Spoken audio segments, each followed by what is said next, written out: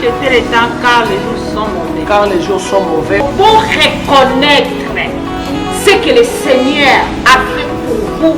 Donc, il y a moins que le Canada désert, mais tout bima kato sirmotaka, c'est parce qu'il te a Yesu.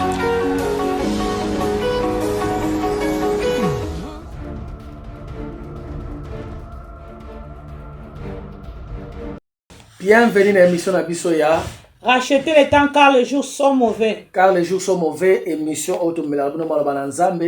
Pour nous exhorter, pour fortifier Bino, pour fortifier Biso. Alors, tous sous merci. Nabato oyo ba like ka vidéo. Nabiso bato oyo ba commentaka. Bato oyo ba encourageaka biso nzamba pambola bino. Et plus c'est aussi bato oyo ba partageaka. En faisant ainsi, je le dis toujours, vous allez participer à biso pour faire véhiculer la bonne nouvelle du royaume. Alors, avant to banda, toko bondela. Zambe na eko pambola yo Seigneur pour la grâce au sali biso. Ya kozala ba canal oyo kolekala ko communiquer maloba na yo pa na peuple na yo Nzambe na nzela émission oyo racheter les temps. Seigneur na tiki moko na moko kola na maboko na yo. Nimoni sama Nzambe na kati na bomo na ye. Merci les rois des rois au nom de Jésus-Christ. Amen. Amen. Mama tilo toujours clôturer troisième partie ya émission to ya thème autobanda qui sur comment résister le diable. Donc comment résister Satan. La Bible dit résister au diable et il fuira loin de vous. Alors, tolobaki a maman mati que diable azana biloko mibale o asalaka. C'est-à-dire il y a liboso zali ko combattre yo, il y a mibale zali ko se préparer pour na ko combattre yo. C'est-à-dire ceux qui diable za ko combattre ote mikoloana, c'est parce que azali ko se préparer pour na ndenge ya ko combattre yo. Alors tout le monde qui même pas na Yesu Masia, tant à tenter à simiter, le diable lui laissa pour une période. C'est-à-dire qu'il a se préparer. Si le diable a continué à combattre, il par bateau, à cholaye, à bengaye, Belzéboul. Donc, ça fait partie du programme du diable et le diable le fait très bien. Alors, ce qu'on a bien résister, était, on se retrouve dans la position, il y a passé. Alors, il faut que le qui m'a dit que Bible Binabiso, soumettez-vous donc à Dieu et résistez au diable et il fuira loin de vous. Donc, la première des choses pour nous résister au diable, il faut aussi soumettre dans Zambé. Jacques chapitre 4, verset 7. Parce que manque à soumission pas dans Zambé et puis ça a Satan liberté. Liberté c'est beaucoup il peut ça a droit il y a combattre il y a vaincre. Pourquoi? Parce que il a été le premier être il a se rebeller pas dans Nzambe. Et le contraire de la soumission, c'est la révolte, c'est la résistance, c'est la tétitesse. Tiangwana nde efongolaka Satan à porte. D'autant yo révolté contre ténèbres, tant contre Nzambe.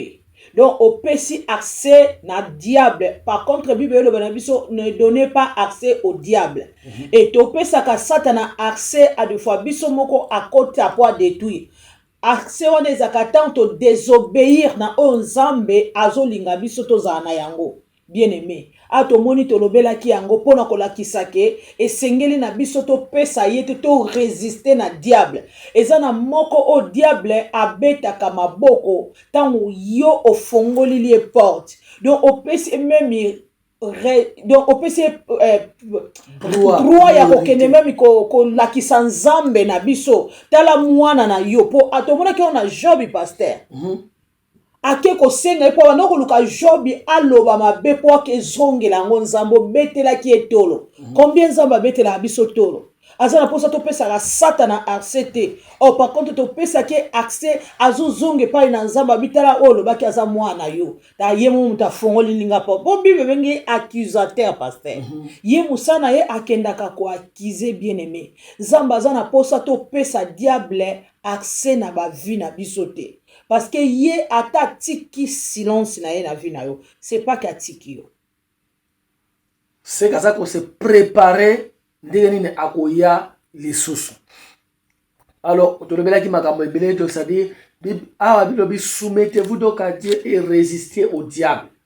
c'est-à-dire eza mungongo toganga kate au nom de Jésus na misise bimbiso na elongi yango wana ndete eza position oyo telemeli na Nzambe soumission na yo mutu moko ayepa Yesu alobi se abi Seigneur yaka kende pa nanga parce que serviteur nanga azobela azana état moko critique Jésus abi pour metenga na koyana ko bikisa ye si ma santeni wana Roma bite koyate alobi lobaka liloba moko mosai na ngai akobika abi parce que ngai ozomona nga awa je suis soumis aux autorités abi et j'ai aussi des soldats sous moi.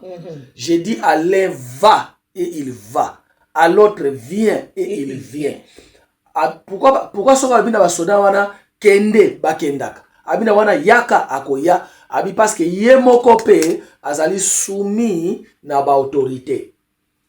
Car moi je suis soumis aux autorités, j'ai les soldats sous moi. J'ai dit à l'un va et revient. C'est d'après si biso leçon awa. So lingo bana sa na kende pe akei. Ongo bana ange na na besoin à secours pe aye. Il faut yo moko na nozala soumis na autorité ya Nzambe. Amen. Si tu n'es pas soumis na autorité ya Nzambe, si tu te révoltes, Bible bina biso nini? Ce que l'homme aura semé, il le moissonnera. Ce qui ont semé insoumission et pas une Nzambe. Ba démon ba ko se soumettre na yote parce que le pouvoir que nous utilisons pour chasser les démons, ils ont pouvoir na bisoté, ils allaient ya Nzambe, ils ya Yesu Masia. Amen. Alors le poto clôturer toujours le là deuxième et dernier point na biso comment qu'on résister na Satan. Alors 1 Pierre chapitre 5 maman Mati peut autant à verset 8 na 9. 1 Pierre chapitre 5 verset 8 na 9. Soyez sobre. Votre adversaire, soyez sobre, veillez. Votre adversaire, le diable, rôde comme un lion rugissant, cherchant qui il dévorera. Résistez-lui avec une foi ferme, sachant que les mêmes souffrances sont imposées à vos frères dans le monde. Le Dieu de toute grâce qui vous a appelé en Jésus-Christ à sa gloire éternelle, après que vous ayez souffert un peu de temps, vous perfectionnera lui-même, vous affermira, vous fortifiera, vous rendra inébranlable. Mamati a apôtre Pierre abani par kolobana bisoni na lobi, tous à la vigilant, to veiller, parce que notre adversaire le diable rôde comme un lion, cherchant qui il dévorera. Maman dit de comprendre awa que non, diable azali opportuniste. En réalité, ayebite à dévorer nani, ayebite nana à résister eto, et aux andenge nini, alors azoluka. Diable a kokota na lopango na bino ayela ki mantanga, metanga kuti mantanga zamo makasi ma remarque que yo muto za distrait. Allez, attaquer l'homme à yéla kiote. Parce que Bible dit, il rôde comme un lion, cherchant qui dévorer. L'homme non mamati. Alouka pasteur. Ah bah so to veiller. Donc to veiller, to veiller. Pourquoi? Parce que ça doit surveiller na porte pasteur. To batie on est ça pour veiller moyibi à kotate, mutu o ba pesi permission ta kota à kotate. Donc c'est-à-dire à telemi wana na sous ordre ya maître o ya pesi pasteur. Donc to ba bi veiller, donc veiller mutu nyonso o nga na lingite to maître lobike, mutu nga na lingita kota. C'est-à-dire veiller pour à kota na lopango na ngaite. Donc na tio comme surveillant nzamba tie biso to veiller pour aligiter biloko ya satana et kota to fongola et porte na ba vie na biso pasteur. Maman tu monta toujours ba veiller votre adversaire le diable rôde comme un lion cherchant qui dévorer. Bible bi na biso a to veiller ko veiller zali ko surveiller ko kengela. Sikoyo ele photo eba ozo veiller wapi parce que diable va kota olinga fongola porte. Yes. Ako kota na mutu moko aye ko betelo lisolo. Veiller. Yeah. Ako kote na mutu moko ayeko provoquer na eloko zo o faire comprendre mozo mona o comprendre tanga boto le compréhension. Veiller parce que à cause de la porte o diable zo linga à côté là. Ya bi veiller kengela. Parce que diable yaka na velote ayiko yana nzela mutu nyoso. Awa na nzela ya mutu wa tuti yo na nzela ye mutu atuti yo metango tourno tala ye afingi yo lisusu. Alors veillez tango yo ko répondre ye mama Mati batiko sokutana na nzela bazaka ba imete. Non. Bango so bazaka ba musu azali mutu moko oyo auti na cimetière musu aza démon alati nzoto ya mutu azolo kaka mutu akotuta na nko tango ko réagir au fond les porte loba na mama Mati. Eza ne belende pasteur alobi ebele baza batute ebele mwa ba pese maki ba saison maki o lia ke utana mbeto lobi ya robota lobi pa ke pa nganga pese maki aboti pe abimisi mutu. Tu penses que mutu wana za mutu mususu akeba ebisi aza poso ba bikene na butu parce que témoignage wana aujourd'hui alta na posa mwasi ba bisi ke na mai na herbo ya bimisi mwasi wana mami wata bali ye siko mutu andana pembeni yo zo yebete me ya yebi yo. Mama Matito na ndaka témoignage so bateso ki ya pasteur Lokadi eloko mwa bongo o ba pesa azaki na mwasi na moko ya démon batambolaka na ye. C'est-à-dire batambolaka ne pe na moi mais mwasi na ye mais aza mutu te. Alors bien musu mutu so kuta otalika so ki otali Lokadi so pe eloko moko ndengwana eke mwasi na ko ba otalele nini soko bika ondo o répondre ba ke lobi na ngo la bokate. Alors to veiller makasi na koyebisa biso loko moko na ndaki mateya moko ya Billy Graham. Alobaki loko moko très important lobi émotion elekaka mais action oyo ko sala na se ya émotion action ne yuko botulo makambo bana bambula na bambula. L'émotion peut passer mais l'action que tu fais na se ya émotion et qui créer le problème bambula na bambula. Mutu mo akoloba no mabe émotion ya kanda eloko moko e matio mais émotion na soko contrôler yango après un jour après 30 minutes 40 minutes ko kitati et sili mais soko agir na se ya émotion oko bamba mutu mulangi tango émotion ekei pota etikana elongia mutu wana le msuyi oke prison. Veillez. Notre adversaire, le diable, rôde comme un lion, cherchant qui il dévorera. Alors, apôtre Paul a une technique awa par le Saint-Esprit. La verset 9. Alors, il résiste lui avec une foi ferme.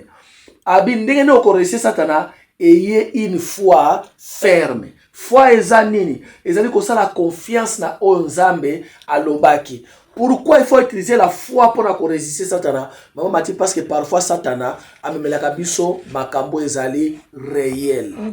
C'est déjà bakwa ko combattre sur le bana bitala yo o sambelaka mozana mbongo te. Otali pe na poche mbongo pe ezate. C'est-à-dire loko Satana sur le bana ezali réel. Mais pour résister ça est la foi que j'ai l'argent par la foi. Loba no mamati. Yangwana nde Bible bina biso tozala na foi. Eloni tokoki ko résister na ye to terni ferme. Parce que dans la foi. Parce que ayaka. Des pasteurs alobi otali so bena likamu yango penzako. Hein?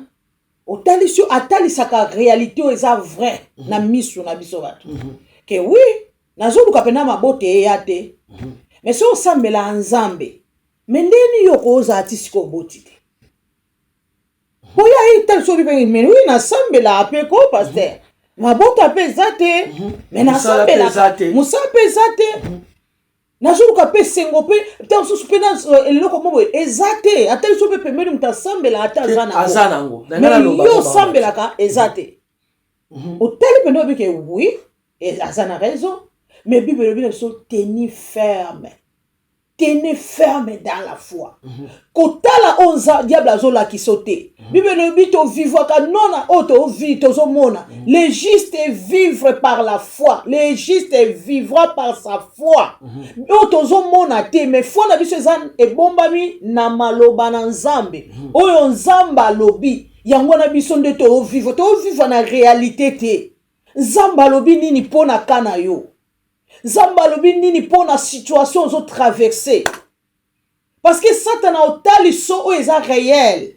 Mais Zambalingo te mana o Satan a otali sa yote. O sa la confiance na oyo Zambalobi. C'est ça la foi. Mamati, la réalité n'est pas la vérité. Parce que la vérité, c'est la parole de Dieu. Alléluia. Diable a dit que c'est réalité. Réalité yango. Mais maman Mati, réalité pas dans Nzambe et balukaka. Dieu peut changer une réalité à une autre réalité. La réalité n'est pas la vérité. Amen. Tout le monde a une multiplication des pains. Ça dit tant Pierre, soit nani, a une map, a une map, et ça n'a pas moko, a une map, a map 5, nambisi mi balé.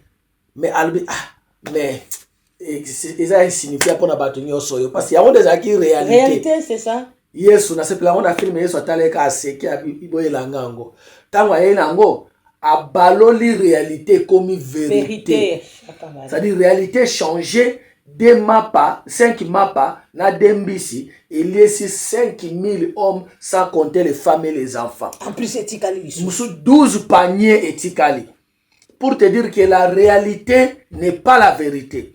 Ce qui nzamba koti na kati na likambo na yo, réalité échangeaka. Réalité ezali ke bana Israël batelema ki liboso ya mer rouge.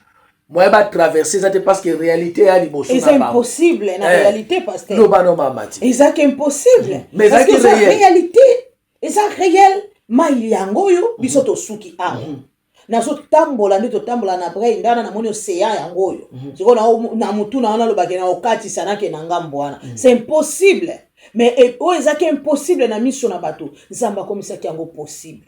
Yo to vivre tena otozo mona. Diable akoyela yo makambo bien aimé. Akoyela yo oyo azomona pena ke non eza vrai, eza pena bongo. Mais to telema oyo olaksate, to telema na maloba na Nzambe. Bana Israël ba suki. Na minute on entend surtout je crois que banso on va déjà ko to lobela pharaon moni makambo lukeli biso ye pardon Moïse. Mais ba bosana ki réalité.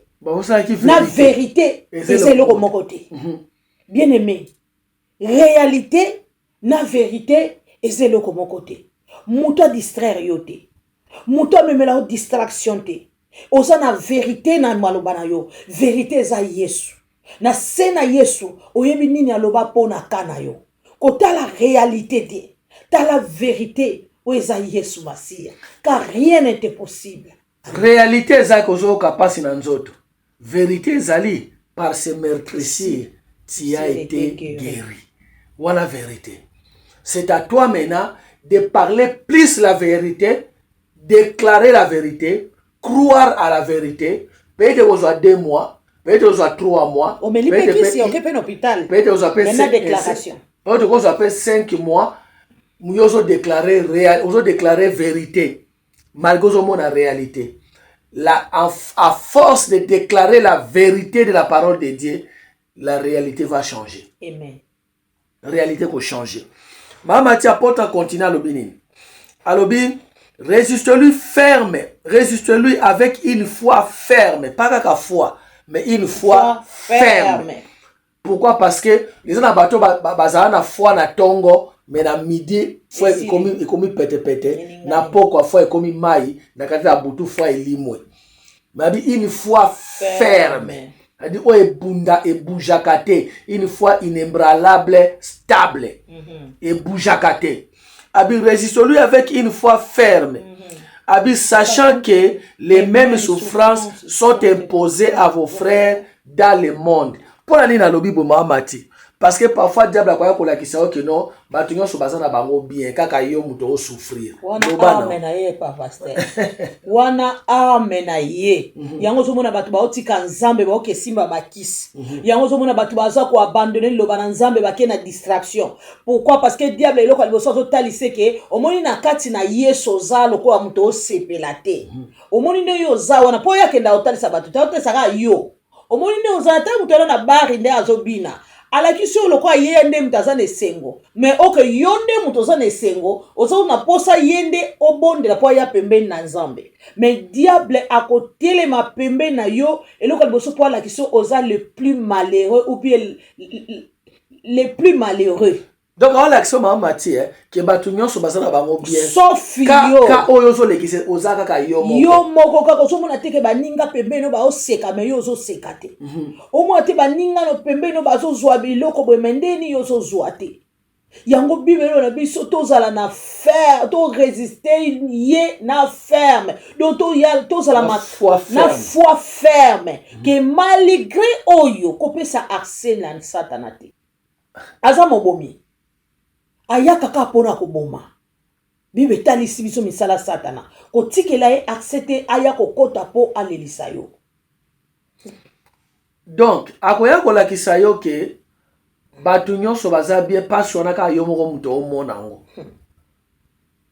otala paster mo azosote otala sermon na église azoyemba abiso moni ser wana aza bien yo mutu kaka moto osufri makambo bango to bamona yango te yo mutu nzambe alingaka yo te ndeko na nga soki so nzambe afungoleli yo makambo ser wana binaka na église chaque dimanche makambo azolekisa okoprefere ozala na oyo ayoke ya ye mais la différence est zawapi. Elle a compris, elle met sa foi en Dieu, elle a dit qu'on résistait diable avec une foi ferme. Elle a dit qu'on se laissait faire.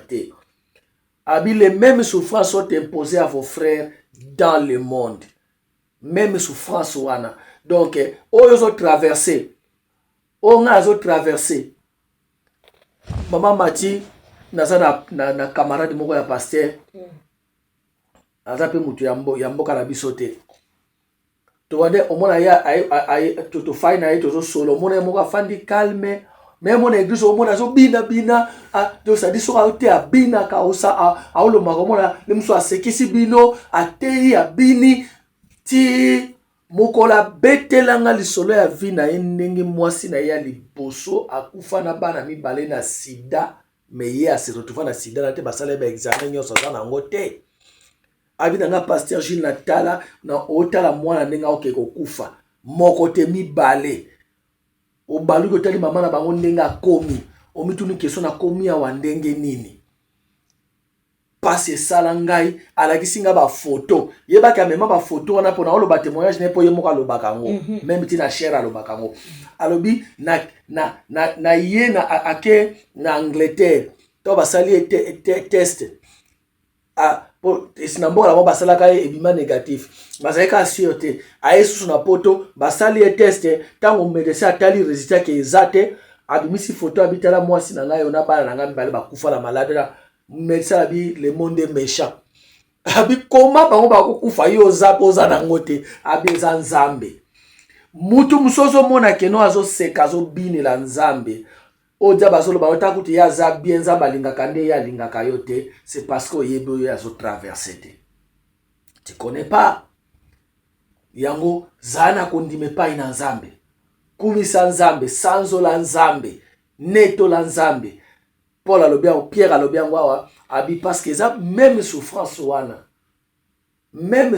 wana loba no mama to kena kosukisa même souffrance wana mais eloko nzamba lingi to tenir ferme na foi to pesa accès na satana te to comprendre que diable a ko utiliser mutu nyonso po kaka a distraire yo foi eza eloko oyo ozo talango na oyo ozo réaliser oyo ozo vivre actualité ozo talango na oyo nzamba lobi de faire confiance à ce que Dieu a dit yango na la foi. Yango la foi faire confiance à ce que Dieu a dit, pas à ce que tu vois. Oyozo mona yangwana vérité te. Et you was la réalité mais la vérité te. Yes. Alors to komi na suka na émission oyo zala makasi kati na Yesu résister Satana. Sozana eloko moko Satana zalaka nango le diable peut être fatigué. Azanzambe te. Azanzambe te. Akomaka apta onzamba restaurant qui Job. Oka soute le solo que Satana qui soit pas Job. Non, il y a un point où le diable a eu qu'on give up à tikinaye. Alors zala makasi likambo wana ekoleka résister ye abenda yote. Tokomi na suka tokobondela. Nzambe to rendre gloire epai na yo. Papa na ekotomba loboko na nga na bondeli pona o aza décourager azwa makasi. Odia bazola kisa bato nyonso baza bien kaka ye. oja bazotinda meme bakamaradi na ye pembeni na ye bazolega na makambo ya malamu baza kosolise bazolakisa ye bambongo me ye aza nango te. Nasengi nzambe pesa ye makasi oza nzambe na bomoi miso na bato totalela kaka yo mpo moso aza te libanda na yo. Reçois la gloire notre Dieu au nom de Jésus-Christ. Amen. Amen. God bless you. God bless. Bye bye. Bye.